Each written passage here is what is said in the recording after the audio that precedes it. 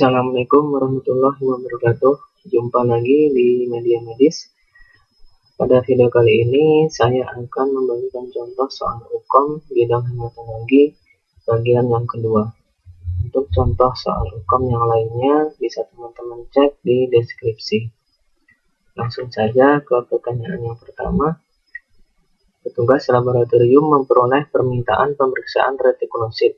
Petugas menyiapkan alat dan bahan, diantaranya perlengkapan pengambilan darah vena, reagen berlian Gretchen Blue, BCB, dan yang lainnya.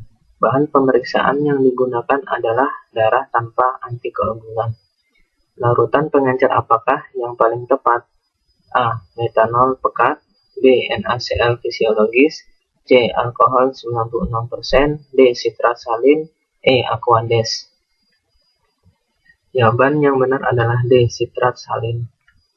Nomor 2. Seorang ATLM diminta melakukan pemeriksaan retikulosit dan hematokrit pada pasien yang didiagnosa menderita anemia dan mendapatkan hasil sebagai berikut. Hb 9,2 gram per desiliter, retikulosit 10%, hematokrit 22%. Pertanyaannya, berapa jumlah retikulosit sebenarnya dalam satuan persen? A 4,0, B 4,3, C 4,6, D 4,9, E 5,2. Jawaban yang benar adalah D 4,9. 3. Seorang teknisi laboratorium menerima formulir permintaan pemeriksaan. Di sana terchecklist pemeriksaan hemoglobin dan pemeriksaan screening faktor koagulasi. Pada saat pengambilan darah memakai tabung vakum. SOP yang digunakan untuk order of draw digunakan pedoman WHO. Pertanyaannya, manakah urutan tabung vakum yang sesuai? A. Hijau biru, B. Biru ungu, C. Kuning biru, D. Merah ungu, E. Ungu abu-abu. Jawaban yang benar adalah B. Biru ungu. 4. Petugas laboratorium menerima formulir permintaan yang disampaikan pasien. Pemeriksaan yang diceklis adalah jumlah leukosit. Waktu kedatangan pasien sudah mendekati jam pulang. Alat otomatis sudah dimatikan. Petugas laboratorium memutuskan untuk melakukan pemeriksaan secara manual. Larutan pengencer leukosit diisap menggunakan mikropipet sebanyak 190 mikroliter. Selanjutnya ditambahkan spesimen sebanyak 10 mikroliter. Distribusi sel dalam 4 kotak leukosit relatif merata. Petugas memutuskan penghitungan dilakukan pada 4 kotak leukosit.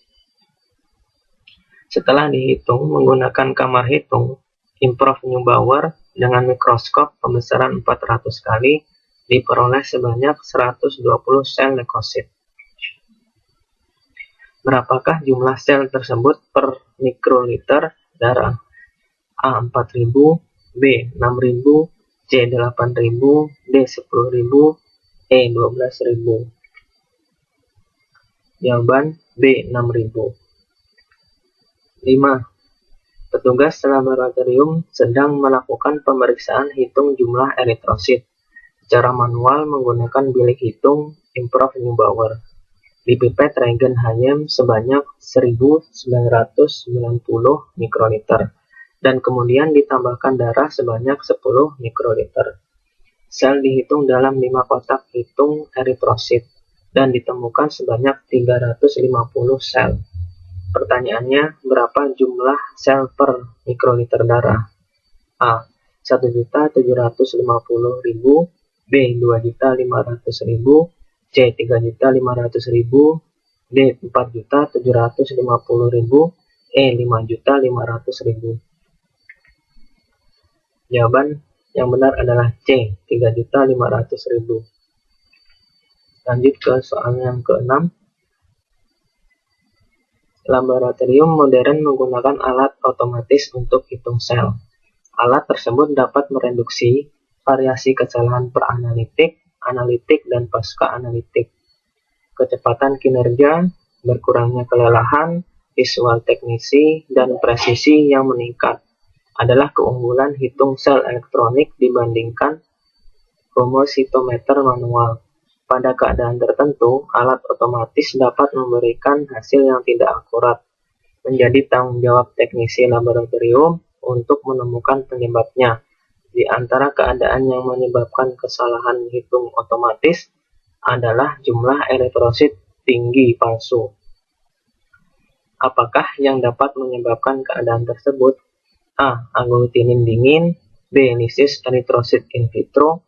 C. Mikrositosis ekstrim. D. Banyak trombosit besar. E. Kelebihan antikoagulan EDTA. Jawaban yang benar adalah D. Banyak trombosit besar. 7. Petugas laboratorium sedang melakukan pemeriksaan hitung trombosit. Petugas tersebut memipet larutan amonium oksalat 1% sebanyak 1990 mikroliter, lalu dibuang 10 mikroliter. Kemudian ditambahkan darah EDTA 10 mikroliter dan dihomogенkan. Setelah diinkubasi, selanjutnya sel trombosit dibaca pada kamar hitung improv Neubauer sebanyak 80 kotak kecil dan ditemukan sebanyak 30 trombosit. Pertanyaannya, berapa jumlah trombosit yang sebenarnya per mikroliter? A. 150.000, B. 300.000, C. 450.000, D. 500.000, E. 600.000. Jawaban yang benar adalah B. 300.000. 8. Seorang petugas laboratorium melakukan pemeriksaan menggunakan hematologi analyzer. Pada hasil printout didapatkan ada tanda flagging pada pemeriksaan trombosit yang menunjukkan high. Keadaan tersebut dapat menyebabkan peningkatan trombosit palsu. Pertanyaannya, apakah yang menyebabkan keadaan tersebut? A. Bekuan parsial pada spesimen. B. Aktivasi trombosit selama fungsi vena. C. Agregasi trombosit yang diinduksi EDTA. D. Mikrosferosit pada stereositosis herediter. E. Pembengkakan trombosit yang diinduksi EDTA. Jawaban yang benar adalah D. Mikrosferosit pada sferositosis herediter. 9.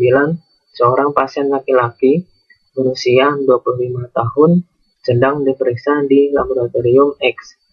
Petugas laboratorium melakukan pemeriksaan hematologi rutin sesuai permintaan dokter pengirim.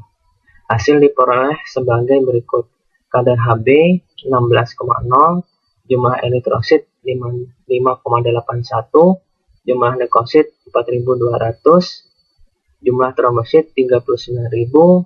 Setelah petugas melakukan konfirmasi hasil jumlah trombosit, diperoleh gambaran sediaan hapus darah tepi seperti berikut ini. Disebut apakah gambaran sel yang ditunjuk? A. Degranulasi trombosit. B. Fagositosis trombosit. C. Satelitisme trombosit. D. Clumping trombosit. E. Giant trombosit. Jawaban yang benar adalah D. Clumping trombosit. 10. Seorang petugas laboratorium sedang melakukan pemeriksaan hitung jenis leukosit. Kualitas pewarnaan baik dan cara pembacaan dilakukan sesuai prosedur. Pada pemeriksaan di antaranya ditemukan sel dengan karakteristik seperti gambar berikut ini. Pertanyaannya, jenis sel apakah yang dimaksud? A. Limfosit, B. eosinofil, C. Monosit, D. Neutrofil batang, E. Neutrofil segmen. Jawaban yang benar adalah E. Neutrofil segmen. 11. Di antara faktor yang mempengaruhi hasil pemeriksaan hemostasis, terutama faktor koagulasi, adalah antikoagulan. Antikoagulan yang direkomendasi adalah natrium sitrat 3,2%. Faktor yang diperhatikan adalah rasio darah dan antikoagulan harus sesuai. Manakah rasio darah banding antikoagulan yang paling tepat? A. 3,2 banding 0,8, B. 0,8 banding 3,2, C. 0,4 banding 3,6, D. 3,6 banding 0,4, E 2,0 banding 2,0. Jawaban yang benar adalah D 3,6 banding 0,4. 12. Petugas laboratorium melakukan persiapan untuk pemeriksaan elektroforesis HB. Di antara teknik pemeriksaan tersebut dengan selulose asetat membran (CAM). Prinsipnya adalah pemisahan partikel berdasarkan muatannya pada medan listrik dengan selulose asetat membran dan buffer alkalis. Hemoglobin yang bermuatan negatif anion akan bermigrasi ke anoda dan sebaliknya.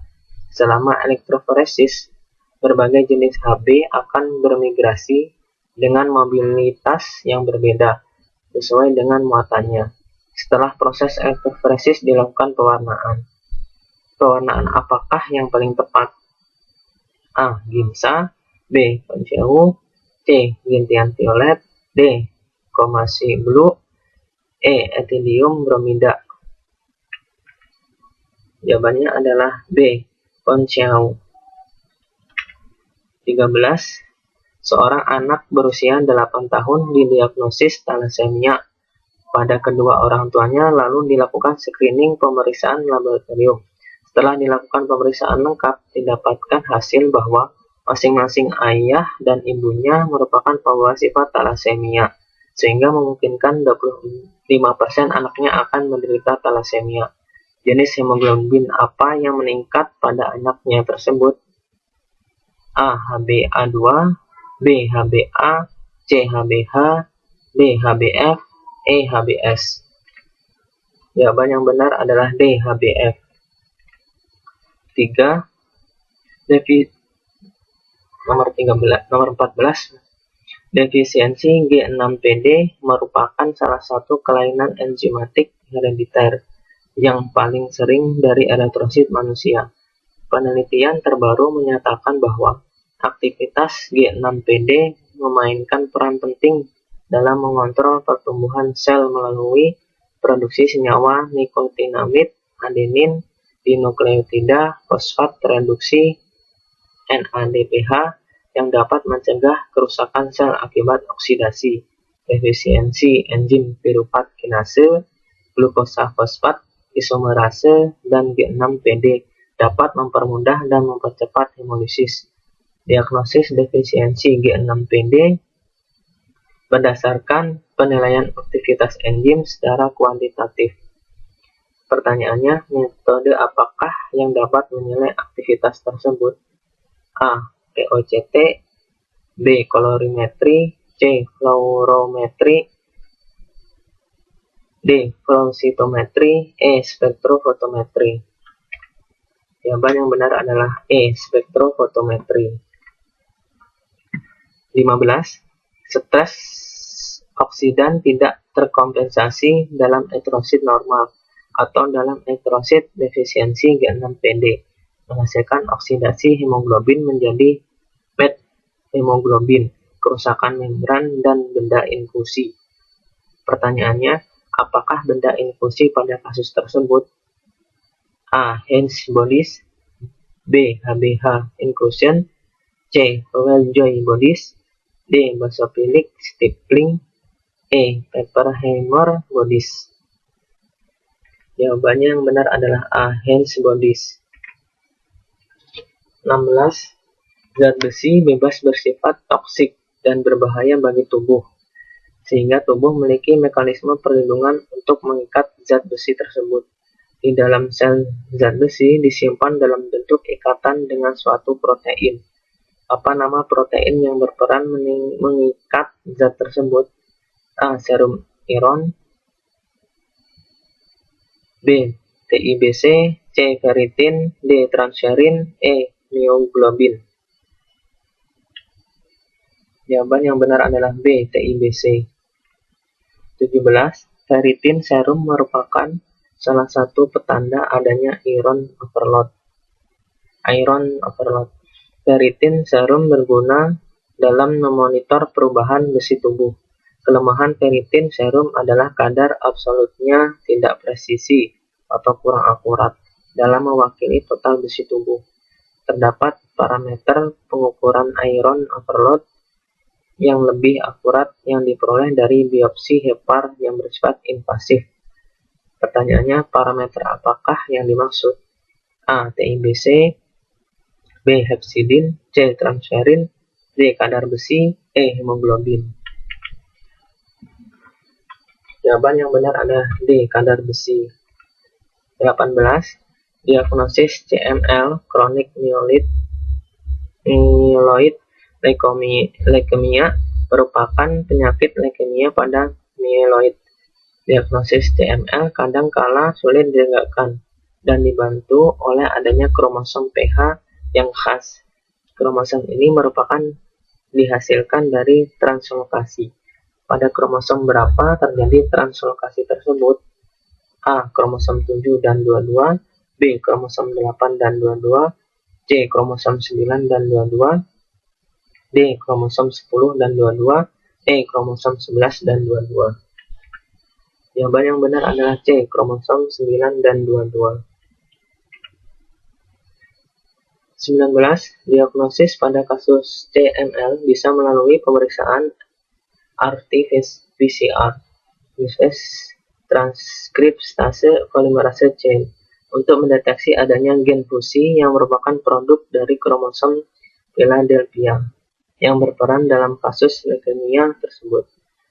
Pertanyaannya, apa nama gen fusi yang pada leukemia tersebut?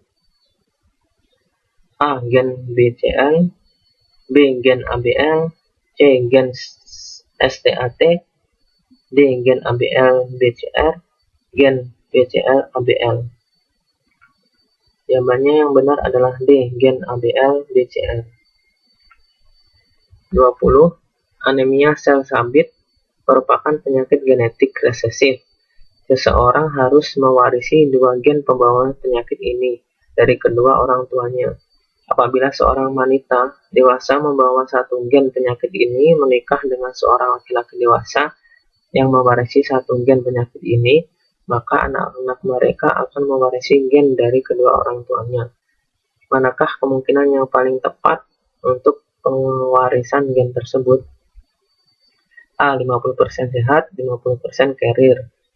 B. 50% penderita, 50% carrier. C. 25% sehat, 25% penderita, 50% carrier. D. 25% carrier, 25% sehat, 50% penderita. E. 25% penderita, 25% carrier, 50% sehat. Jawaban yang benar adalah C. 25% sehat, 25% penderita, 50% carrier. 21. Pada sebagian besar pasien CML, obat yang biasa dikonsumsi adalah imatinib yang merupakan standar pengobatan lini pertama. Obat ini bekerja untuk menghentikan produksi sel leukemia dengan memblokir enzim yang bekerja pada sumsum tulang dan mencegah perkembangan fase akselerasi dan fase ledakan. Pertanyaannya, apa nama enzim yang dihambat oleh obat tersebut? A. Tirosin kinase, B. polimerase, C. helikase, D. ligase, E. primase. Jawaban yang benar adalah A. Tirosin kinase. Baik teman-teman, mungkin itu saja untuk video kali ini. Mudah-mudahan bermanfaat. Kita lanjut ke video berikutnya. Assalamualaikum warahmatullahi wabarakatuh.